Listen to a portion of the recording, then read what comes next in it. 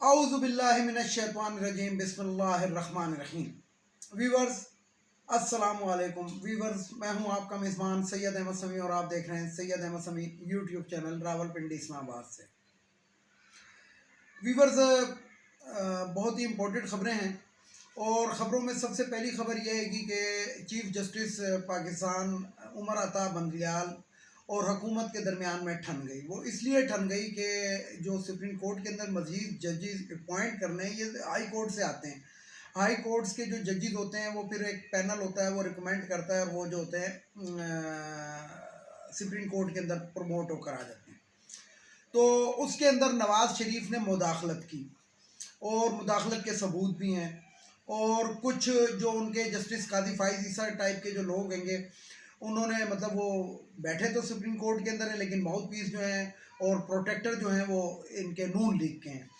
تو بہرحال وہ کافی متنازع ہو گیا اور چیف جسٹس جو ہیں وہ ان کے آڑے آ چکے ہیں اور اب دیکھتے ہیں کہ آگے کیا ہوتا ہے۔ لیکن میں یہاں پہ پھر وہی بات کروں گا کہ ان لوگوں کو یہ چیز کیوں نہیں نظر آتی جنہوں نے پاکستان کے اندر جو ریزیوم چینج آپریشن کامیاب کرایا اور اس کے بعد ٹی وی کے اوپر آ کے بیان دیا تھا کہ نئی حکومت آنے سے ڈالر نیچے جا رہا ہے، معیشت مستحکم ہو رہی ہے۔ ان لوگوں کو اب یہ چیز نظر کیوں نہیں آتی؟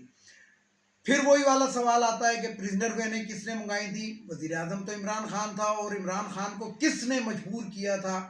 اور جو تھے وہ جو اسپیکر تھے قاسم سوری اور وہ جو ایکچوئل اسپیکر تھے ان کو آخر اتنا غیر فعال کس شخص نے کیا دھمکی دے کے بنایا تھا؟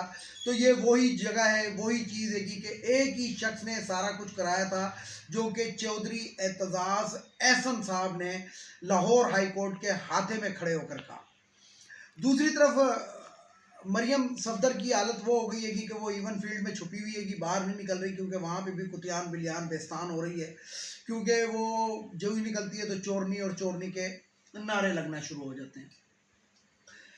اب میں بات کروں گا کہ عمران خان کو آج نہیں، ایک دو دن پہلے ایک اور مقدمے میں پھنسایا گیا، اس کی بھی آج بیل ہو گئی۔ یہ نہیں کہ حکومت کا جو خواب ہے گا عمران خان کو کسی طریقے سے گرفتار کرنے کا، کیونکہ وہ اپنی جسے کہتے ہیں کہ ایک عروج پہ پہنچ چکا ہے، جو ایک انتہائی عروج ہوتا ہے کسی کی ترقی کا یا کسی کی چاہت کا یا کسی کی وہ مشہوری کا، تو اس پہ وہ پہنچ چکا ہے۔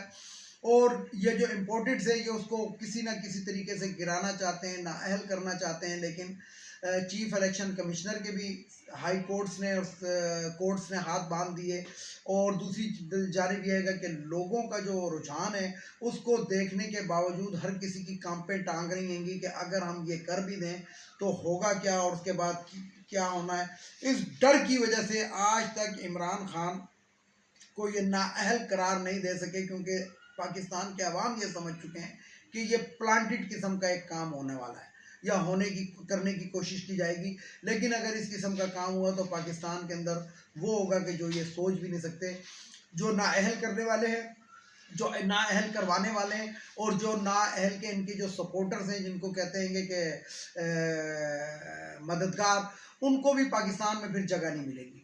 اب آتے ہیں ذرا ایک مین خبر کی جانب۔ وہ مین خبر کیا ہے کہ کل چودھری اعتزاز احسن صاحب نے لاہور ہائی کورٹ کے ہاتھے میں کھڑا ہو کر کہا کہ جناب مریم نواز کو، نواز شریف کو اور شریف فیملی کو جو NRO2 ہے وہ جنرل باجوہ صاحب نے دلوایا۔ باقاعدہ انہوں نے جسے کہتے ہیں کہ کھلے عام یہ بات کی، اور بھی بڑی باتیں کی، لیکن میں صرف اسی پہ فوکس اس لیے کر رہا ہوں کہ شہباز گل نے جو بات کی تھی اس کے اوپر تو غداری کا مقدمہ، اور جسے کہتے ہیں کہ فوج کے اندر پھوٹ پڑوانے کا مقدمہ، اور پتہ نہیں کون کون سے مقدمے کیے، اس کو اٹھایا، لیکن چودھری اعتزاز احسن کو کوئی بھی نہیں اٹھا سکتا۔ وہ اس لیے نہیں اٹھا سکتا کہ اس کے پیچھے وکلاء کی ایک پوری تنظیم ہے۔ لیکن یہاں پہ ایک سوال ہے، سوال یہ ہے کہ چودھری اعتزاز احسن صاحب جو آج بات کرتے ہیں کہ جناب جو اس طرح کی انہوں نے بات کی، تو سب سے پہلی بات تو یہ ہے کہ جب یہ خود ساختہ جلا وطن ہو کے نواز شریف جو 10 سال کے اوپر سائن کرا کر گیا تھا،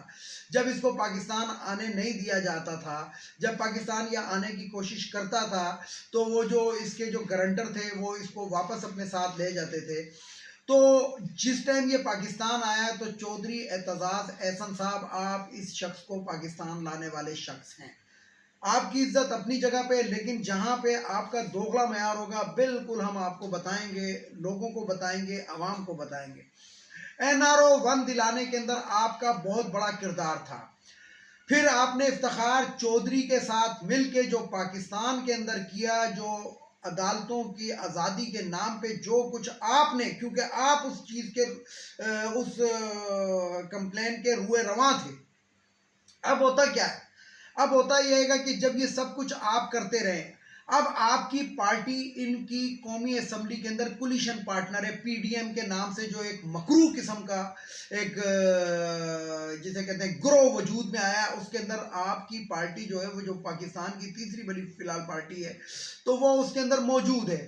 وزیر اعظم بنانے کے اندر آپ کے بلاول بھٹو، آپ کے آصف علی زرداری، آپ کے قمر زمان خائرہ، آپ کے لوگوں نے یہ تمام کچھ کیا، اور اسپیکر جو ہے وہ آپ کا اپنی پارٹی کا موجود ہے. تو مجھے یہ بتائیں کہ آپ پارٹی کے اندر بقول آپ کے، اور ہم جو آپ کو جانتے ہیں تقریباً آپ 45-50 سال کے قریب ہو گئے کہ آپ پاکستان پیپلز پارٹی کے سرکردہ رکن ہیں، طاقتور شخصیت ہیں، طاقتور رکن ہیں.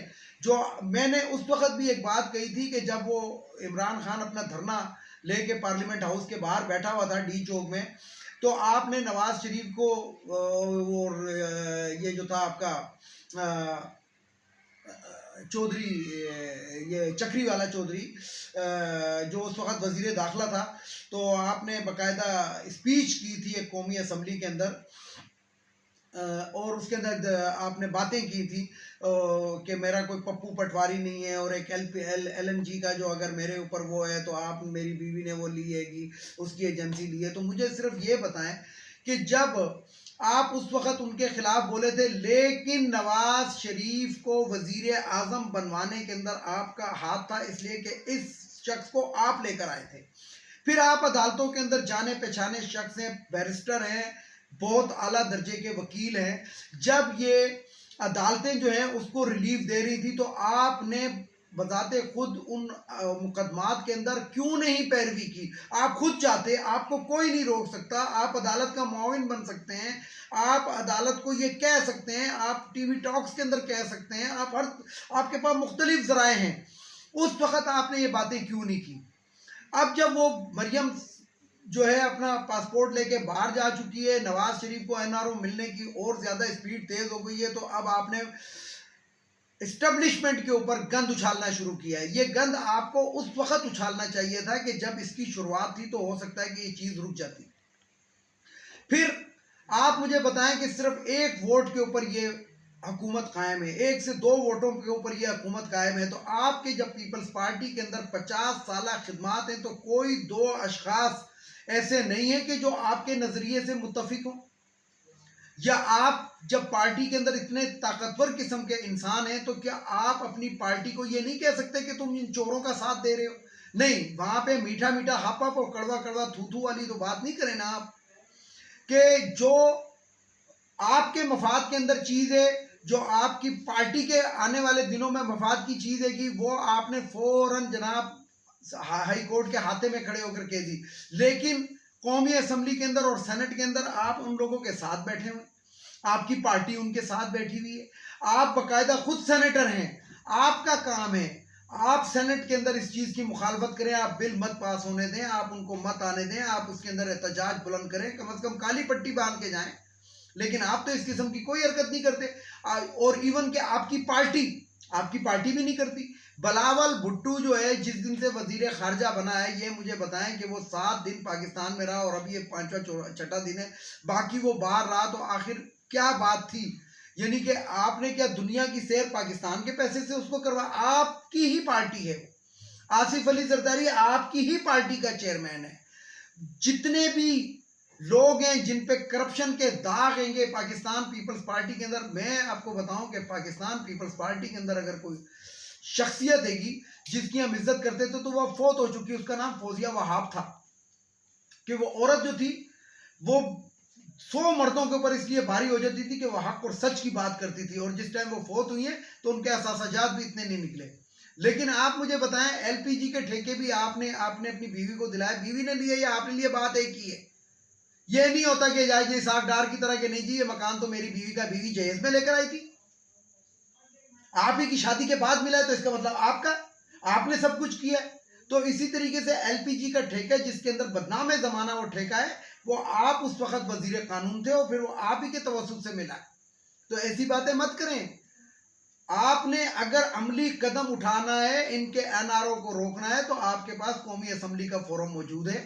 آپ نے کالا کوٹ پہنا ہوا ہے، آپ عدالتوں کے اندر ہوتے ہیں، آپ عدالتوں کو ایڈوائز کر سکتے ہیں، آپ اپنے جو بار کونسل ہے اس کے توسط سے وہ کر سکتے ہیں. اس لیے عوام کو دکھانے کے لیے آپ یہ دوسری بار اسٹیٹمنٹ دیتے ہیں، اور ویسے آپ کی کوئی اور اسٹیٹمنٹ ہے کہ بیچ میں آپ حلوے آپ کھا رہے ہیں اور جناب جو کڑوا کڑوا آئے گا وہ عوام کے لیے آپ پھینک لیں. تو امید ہے کہ میں نے جو بات کی ہے، میں چودھری اعتزاز احسن صاحب کی بہت عزت کرتا ہوں، لیکن غلط بات بہرحال غلط ہوتی ہے اور یہاں سے آپ کا دوغلا معیار نظر آتا ہے.